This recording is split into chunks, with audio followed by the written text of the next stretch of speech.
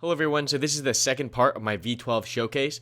This is going over the maps that they've added. So they've added the Talil Outskirts map, they've reworked Belaya, Kohat, and Yeho pretty significantly. So we're just going to be doing flyovers and talking about all the new features on the maps. If you would like to see the first part of this video, which was the new mechanics, weapons, vehicles, tanks, Cornet, and all that good stuff, that's in the previous V12 showcase, or part 1. So thanks so much for watching, guys. Make sure you subscribe and hit that bell button, and I'll see you guys in the next video. Okay, so we are currently on Talil Invasion.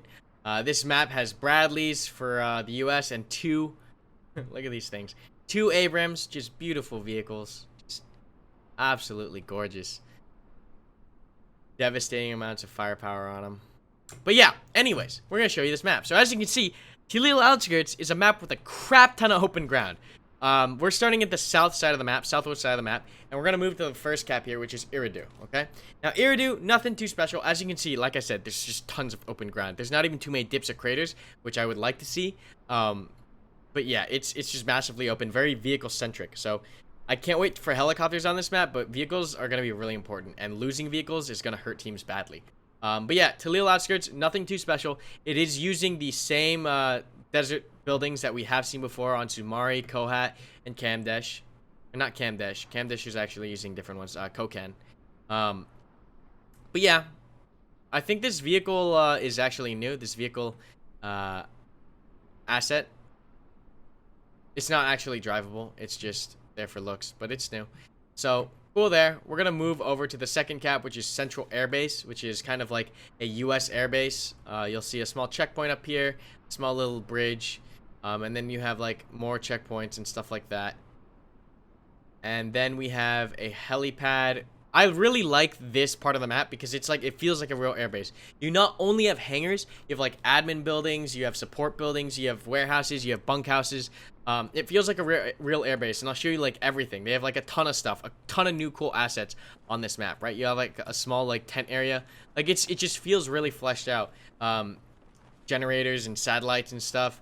A whole bunch of logistical buildings and things. Like there's a whole bunch of new map assets here that really bring this map, or this area of the map, to life. And then of course you have your standard hangars with little Connex boxes in them. Bigger hangars, bigger concrete hangars, right? You have a small firing range over here. Really cool firing range. And then you have like some barracks over here. There's some more boxes. And then here's the cool stuff. You have these cool new like satellite cargo containers, like a generator out here and stuff. And then you have these bunkhouses, kind of administration, like living area over here. So it feels like a lot of thought went into this part of the map, and I really like that. Because I'll show you the other hangars, and they kind of feel a little bit dead and a little bit too open. But really cool. Central Air Base is actually a really cool cap zone. I can see a lot of cool squad ops operations happening. Gotta plug that. Gotta plug that. Like, V12 is gonna be awesome for squad ops. Like, tank ops, just tank one life operations. That's gonna be sick. Just all these new locations that we get to fight over and have our operations on. So we'll move to the third cap point, which is Mat-Ur. It's over here. Once again, it's just like the first cap. It's very simple. It's reminiscent of the old desert structures on the old maps. Kokan, Kohat, Sumari. Right, nothing too special. Just a couple sand buildings, mud buildings. There's that car again. And we're moving on. That's gas station. I guess we can check out gas station before we go to the main part of the airfield. But as you can see, like looking around this map, it's so open. The thing is, it is a little bit dusty, so you are kind of concealed at certain distances. And there are small lips of dirt that you can hide behind. But for the most part, this map is just way wide open. So this is gas station. You can see just a small town. No new assets really here. Except for those couple of gas tanks. It's a small little gas station. And then we'll move over to the main part of the airfield, the abandoned part of the airfield. So the airfield is comprised of 3 locations. The US area, the old Soviet area, and then the bombed out bunker area. So this is the old Soviet airfield, and there's a couple cool Easter eggs in here. Or not a couple, just one. Where is it? It's in one of these hangars. So as you can see, there's a down chopper right here. Box in there. This is a pretty empty area, but it's cool, I guess. couple ruins. Where is it? I know it's in one of these. Not this one. Where are you? Where are you hiding? Here. They have a chopper model in one of the hangars, and it's well detailed enough that I think this is the chopper model they're going to be using, or something roughly like it. I'm sure this is not the final product, but something roughly like it that they'll be using in the actual game once they get the actual physics for flight figured out and stuff like that. So, yeah, there's definitely they're definitely teasing us here. I think this is like a small little Easter egg for us to find. It's not really hidden, but I mean, it's nice to see it in game. It gives you, you know, some kind of feeling of, oh, they're working on helicopters too. I almost forgot, right? So as you can see, pretty open. The Soviet airbase is not nearly as fleshed out or feels as fleshed out as the US part. And then, of course, we have the warehouses over here. Once again, very open. There's not really too much here. It's pretty barren, especially inside the warehouses. There's not too much going on. But yeah, there's a small little fighting position here. Warehouses over here. And then we have the main concrete bunker area. Now, this place looks like it's been shelled, and I love this aesthetic. I love this feel. Like the war-torn, like broken down, like busted open buildings, craters everywhere. I love fighting in these kinds of environments. Number one, because the cover is so dynamic, right? It's not like a nice new building with walls and a ceiling. You have holes in the building. You have cracks in the building. The roof is caved in. You have bomb holes on the floor. You have divots that you can jump into. It's very dynamic. You aren't fighting in like a standard, okay, 4 walls, windows, doors, right? It's very dynamic. There's cracks that you can shoot out of. There's little nooks that you can hide. It's really cool that you get to have a lot more dynamic gameplay around broken down buildings more than built up buildings. So I would love to see more ruins and more destroyed buildings in the future, right? Because this is just, it just looks like an awesome place to fight, you know, running from crater to crater, getting frags in craters, finding really cool like busted walls in the hangars, like this huge wall right here, putting a tank in here and looking outside that. Like, really cool to have like these dynamic areas in buildings because they're all kind of different, because they're all kind of busted in their own sort of ways. So really cool area of the map.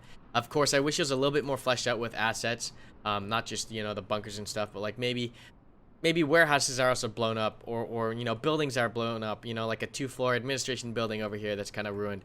But this is the main airport side of the map. So we're gonna go over to the 3 small villages that have been completed so far for Talil. I'm sure they'll add more. And then after we showcase that, we'll move on to Yehorivka, simply because Yeho has gotten quite the work over. Like, I gotta say, out of all the maps that have ever had a rework, like the new Yeho rework is stunning. It's absolutely stunning. Belaya had a small change. They removed the amount of snow, so we might go visit that. And they added a whole bunch of ground cover. So we'll probably visit Belaya as well, just for a split second. But as you can see, a ton of new building models for Talil, right? We have never seen these buildings before, which means new building layouts for us to learn.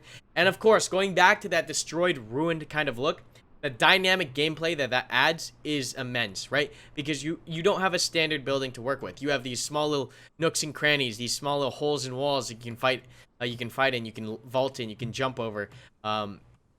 You can come up with you can come up and find really cool places to fight. Like this, right? Like if this was just a standard building, you wouldn't be able to like lock down certain angles and like have cheeky little spots to fight in. So it's really cool to have that kind of dynamic gameplay just based on the design of the buildings, and just the aesthetic and the vibe that it gives off is really unique to Talil, right? Because we don't really have any kind of ruined buildings. Because I imagine, like, just imagine a Narva that's been bombed continuously. Wouldn't that be so much more fun than the current Narva that we have now? As amazing as the current Narva is, like, just imagine all those 8 stories, all those high rises, you know, craters, missing parts from these buildings, like huge chunks of the buildings ripped out. You can see the inside interior staircase. You can have all these different holes and like smoke coming out of buildings and stuff like that. Like, I feel like that would be my version of Narva that I would play over the current version. And like Talil just has that vibe. It has that blown out kind of like just beat up look, and it adds so much character to the map. Yeah, and then we'll move over here. So as you can see, a lot of buildings here, 2-story, 3-story buildings. It's awesome. It's really nice to get this kind of a map, because we don't really have a busted up map like this. I don't think. Like, I'm trying to think of any map that really has a ton of ruins. There isn't really one. Most of the maps have full buildings that are not destroyed. So that was East and West Kidir, Al-Kidir, and we're going to Botha right now. And then we'll check out the 72, the T-72s in admin cam, just because like I don't think I've done that yet. Just get a nice 360 of them. But yeah, same kind of buildings, same kind of layout, right? So you get these busted up buildings. You have small dirt roads. I really like these, like especially these walls too. Like they're not just you know, flat straight walls. They're like they have craters missing in the bottom of them. On the top, they have some areas where you can set up bipods and stuff. Like these little craters add so much gameplay possibilities, right? You can throw frags under it. You can set up a bipod underneath it, right? You can do a whole bunch of stuff. You can move underneath them, right? I like how a lot of these buildings have roof access as well. Like this one especially, because like I'm just imagining when helicopters come, just fast roping onto the tops of these buildings, or tops of some of these buildings. Like almost all of these have roof access stairs, which I think is awesome. This one doesn't appear to. But yeah, because when you think about the other maps, Narva and Al-Basra, that have high rises, like 1% of them have roof access. I don't think you can get on the roof of any Narva building legitimately, like with stairs. I don't think there are any roof access buildings. And then on Al-Basra, only a couple of the high rises. I think maybe 2 or 3 of them you can get on the roof. So like fast roping onto those, like you're gonna be stuck up on the roof because there's no stairs coming down. Whereas on Talil, you'll be able to fast rope onto these roofs and then come down the stairs, right? So awesome, awesome, awesome. So yeah, we'll head over to T-72. We'll showcase Yeho real fast and the changes they made to Yeho, and then we'll also show you Belaya and the changes they made to Belaya. I checked Mestia; they have fixed the shading error on Mestia, so you no longer have to deal with pitch black shading and shadows on Mestia, which is great because that was driving me absolutely nuts. But yeah, those are the only maps we really checked out. Kohat also has a couple new like trees and stuff, but I don't really think that's worth looking over. So we're gonna kind of skip that. But there's a lot of new foliage on Kohat. The water looks better on most maps. A ton of stuff has been updated just texture-wise across a ton of maps.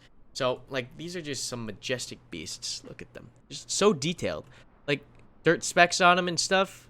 Like, oh my god, I like the little 313 there too. Right, just adding character to vehicles, right? I don't think anyone likes playing in a game where the assets are just completely stock and clean, right? You want character added to your weapons. You want character added to your camo, to your fatigues, to your equipment, to your rifles, right? To your weaponry. You want it to look badass, war-torn, or just have like a different, unique feel to it. Not a classic, straight out of the factory kind of item or weapon, right? So really cool to see these. All right, so we're gonna move to Belaya, or actually, we'll move to Yeho first, then Belaya. Alright, so we're on the new Belaya now, and as you can tell, I think it's the lighting, but the lighting on this layer, we're on Invasion 1 right now, is just stunning, and we're gonna just go through a couple of these vehicles real fast, because they do have the new camo netting. As you can see, these MRAPs have that new, camo netting on it. Look, like I said before, it gives it character, right? You can see the ammo in the back of these. Really cool stuff. See the Bradley, of course, also, now getting that green camo. It's not just tan. Also has netting on it. So it's pretty cool. It's pretty cool. But anyways, we're in the southeast corner of the map, and we're gonna be going from southeast, pretty much west, because there isn't really too much new on the north side of the map. Just a couple of fields and stuff. We're just gonna be showing off the brand new parts of Yeho and what they've done. So this field and this town on the southeast with this small pond, it's new. It's brand new. This is a new part of the map that they've added. And I gotta say, like, the way they've changed Yeho now feels more grassy, feels more woodslandy. There's rolling hills. It's more green. I think it's the lighting on this layer, but it feels a lot like Chernarus and Arma 3. And it just gives you those kind of vibes of, like, this huge map with rolling hills and cities and villages that you can go visit. And it's got, like, water and small ponds and lakes. It just gives me a really good Chernarus vibe. Where before, Yehorivka gave me this kind of, like, dry, I don't know. It was, like, a very dry, kind of hilly, dusty map in a sort of way, but now it's like much more green, and I think it's the lighting and the colors that they've changed. It looks like fall. It's just much more pleasant on the eye. So there's a small compound down here as well. This isn't really too much, but what they have done, they've done 2 major things that I really enjoy on this map. 2 areas of the map that they've completely reworked. One of them is they've completely gotten rid of storage site, and then they've updated Yeho airfield quite a bit. So we'll go into the Yeho airfield changes. And one of the main changes on Yeho airfield is the trench system. So we're going to go and showcase that momentarily. So as you can see here, there's a huge trench line pretty much in the northern section of Yeho airfield. And I'm just imagining, like, for squad ops, like, the amount of operations that we can run with this huge ass trench line that goes through, like, the entirety of the airfield. It's gonna be sick. Like, can you imagine getting here and having to clear the trenches and you're just fighting along the trenches? It's just gonna be fun. And the trenches have, like, these small fighting positions too, with, like, Hesca walls and netting and tents and stuff like that. So, I don't know. I think it's gonna be completely awesome. Wait, what is this? Is this a bomb? Oh my god, there's a dud stuck in the hood of this vehicle. I never even saw that. That's pretty sick. That's a new model too. That's awesome. 801. Awesome. That's sick. I didn't even realize that the first time I came through here. So some of these structures have been on Yeho before, but they've been connected now by a trench system, and it's really, really sick. So over here, there's also a small, like, tent fighting area, like just putting an MG right here and stuff, or an AR. Right, cool stuff. You got tank traps here and stuff like that. So they've really reinforced Yeho Airfield quite a bit. The next thing, of course, we're going to visit is storage site.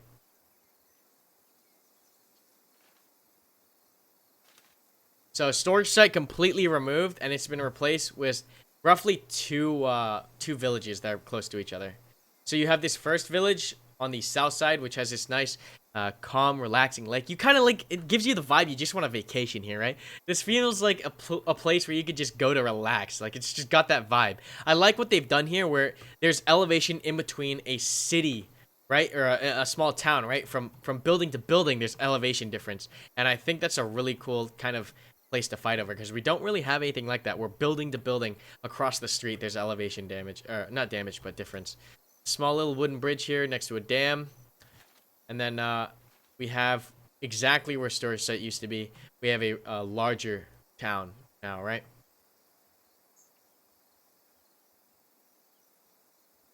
So this is the forward spawn for US. I don't think that trans vehicle is supposed to be in the river on that side, but oh well. And as you can see before, like I talked about the striker having character, it's got that camo netting, it's got the backpacks, it's got the ammo crates in the back. Like, I love this, like the detail. It's not just a stock plain striker with flat sides, flat top, right?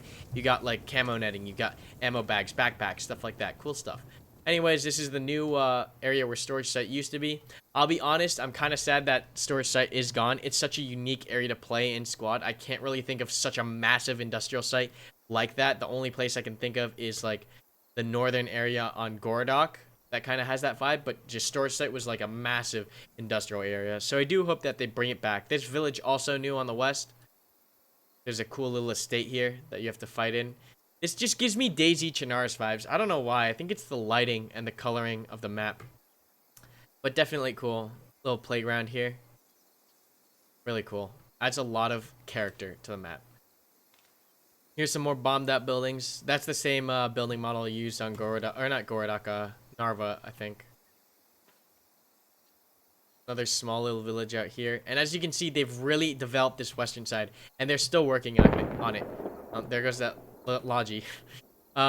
But as you can see, like, it's massive on this west. Like, this power line goes all the way down the road. They've started adding buildings down here. So they're, like, I assume the next expansion of Yeho is going to fill out all of this on the west. And they even have that area across the river that they can work with. These villages have been put down, even though these open fields don't have much detail. So I think this is the limit of where they've finished their expansion, or where they're going to start the next expansion. And then one last cool thing that we're going to show over on the southwest side of the map is going to be... very far away. I'm gonna try to speed up. It's gonna be this salt mine, or this this quarry. As you can see, it just popped in a render view right there. So, I mean, this is a brand new area to fight over. There isn't really a quarry except for on Narva, but that's not really even a quarry. It's more like an assembly area, or like a warehouse area of some sort. But there's an actual quarry now on Yeho, and you can see this huge hole in the ground.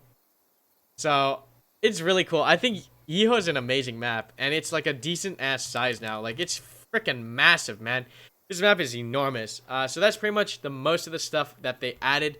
There are a couple other smaller compounds on the northeast, but for the most part, the central area of the map has not been changed. They've updated the map, as you can see here.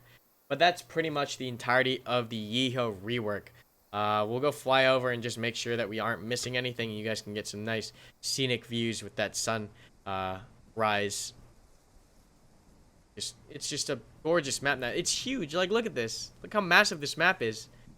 I'm a little bit worried that with the size increase of these maps that we are going to need helicopters, simply because it's going to take a damn while to get from one end of the map to the other. It's going to take a long time. So you better not lose your transport, or, you know, you're going to be walking a long time. Like fob destruction on this map. If you lose a fob at the wrong time, wrong place, God, your whole team's going to be like 10 minutes out of the fight. I think this used to be that gas station. Yeah, they've completely reworked this. This is no longer the gas station. So they did rework that. And then there's something over here. I haven't seen this yet. A brand new town over here, way up north. It's a cool little town. It's on elevated ground. Wow, that's actually really cool. This town is on an elevated, like, plateau. I can see some cool squad ops operations for this. Like, the whole thing is elevated. That's really cool. I don't think we've seen a compound like that yet, where the whole thing is elevated evenly around the whole thing. Like, and it's like a gradual slope. It's not like at the top of a hill. So yeah, thanks for watching that. That was the Yeho rework. We're gonna pretty much move on now to Belaya. Alright, so we're currently on Belaya. Wow, they actually get a tank on this layer. That's actually, I did not know that. We're on Belaya RAAS, which is random AAS. And there's only a couple things that we're going to talk about on Belaya, and it's going to be really short. So number one, as you can tell, they toned down the snow.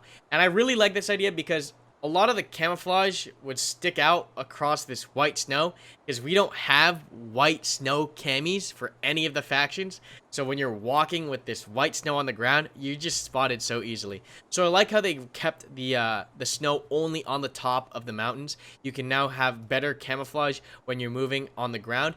And to mention cover and concealment, they've added a crap ton of rocks to Belaya. A crap ton. So we're just gonna like zoom around the ground here, and you're gonna see all these rocks that they've added for ground cover. And I love this because imagine this map without any rocks, right? That's what it was before. The only cover you had around you were trees, and I'm so sick and tired of lying prone down near trees. So give me more rocks on more maps, because this is amazing. Look at all this cover. You get engaged, you have cover you can run to. You're not diving behind a tree hoping that you can get the right sliver of the tree to cover you. You have these nice big rocks that you can hide behind. So I can really get behind the new added ground cover. Do this to all the maps. Every map should have more rocks. Like, I can't think of a single map that would be bad with more rocks on it, or would look bad with rocks on it. Maybe Sumari, because there's literally no open ground. But give me more rocks everywhere. Give me more ground cover. I don't care what it is.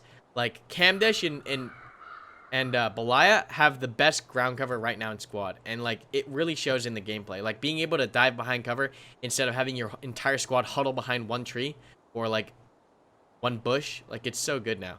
Kohat has an updated amount of foliage, which we'll cut to right now, and then that's pretty much it. That's pretty much it. So we're gonna switch to the last clip of Kohat and flyover Kohat, and that'll pretty much be it. Alright guys, so as we do this Kohat flyover, look at all these new bushes that they've added. They've added a ton of new foliage and different tree types, so really cool to see. But I'm just gonna say thank you so much for watching, guys. I know this was a long one, but this showcases pretty much everything in V12 that I could show you in the squad firing range. So single player, offline. You know, if I could show you more things with the multiplayer servers up, I'd be able to show you the fire team revival system, the whole suppression system and new weapon reworks and stuff like that, the whole spawn time system and the new spawn wave system and stuff like that. But unfortunately, I can only show you stuff in single player right now because they did take the servers down.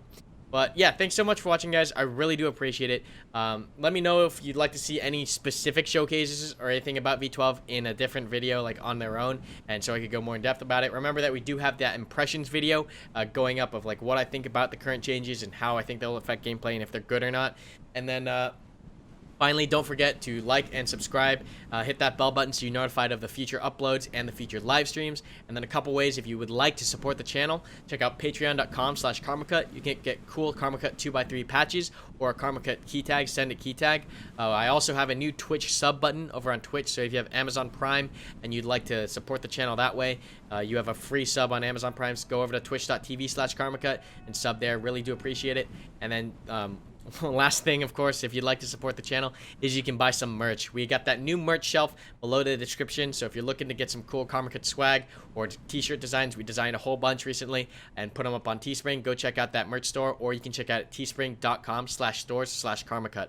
Once again, just a reminder, the live stream schedule, because I know you're not getting the notifications from YouTube or whatever it may be. The whole new YouTube and Twitch streaming schedule, because what we are streaming on 2 separately now, is Monday and Wednesday is YouTube, and then Tuesday, Thursday, Sunday is Twitch, starting at 6 to 9 p.m. Pacific, roughly. I'll have other streams outside of those times, so make sure you have the notifications turned on and you're paying attention. But yeah, those are pretty much the static streams that should always be happening. And that's pretty much all the information I have for you guys. I hope you do enjoy the V12 video. I know I might have gone over a couple things really fast, or stuttered, or maybe missaid a couple things, but that's just, I played like 8 hours of V12 today. I just wanted to get this video out while it was fresh in my mind. I hope this covered everything that happened in V12. There might be, once again, this is before it releases, right? So there might be things that are changed, added, or removed before V12 actually comes out, right? They might add a couple assets, or remove a couple things, or change a couple things on the maps. So this is all tentative. This is all from the October 10th test. So they said they're going to put out more tests in the future, so pay attention to the Join Squad subreddit, because that's where they announce the new tests. And hopefully I'll see you in one of the V12 tests. Hopefully V12 isn't too far away. If I had to guess, you guys always ask, hey, when V12, right? And if I had to say they're pushing out a test like this, and through my experience with the bugs and the issues, I would say roughly 2 weeks. I give it two weeks. I'd say they can get this finished up if they worked. If everything goes well, I think within 2 weeks. That's my next update, or my next guess. I know I said 3 weeks last time, but I think they really can get this down in 2 weeks if they push through a lot of these issues. But I don't know. We'll see how it goes. They might run into a roadblock here or there, or something might happen. But that's pretty much my guess. V12 in 2 weeks. I know. Dude, trust me. I want these to come out as fast as possible, but I don't have control over that, and they do need to fix a couple of things. It was feeling pretty buggy. But anyways, thank you so much again for watching, guys. I'm running out of energy here. I need to get some food. I need to get some water. I need to get some sleep. But I'm signing off, and I'll see you in the next video, guys.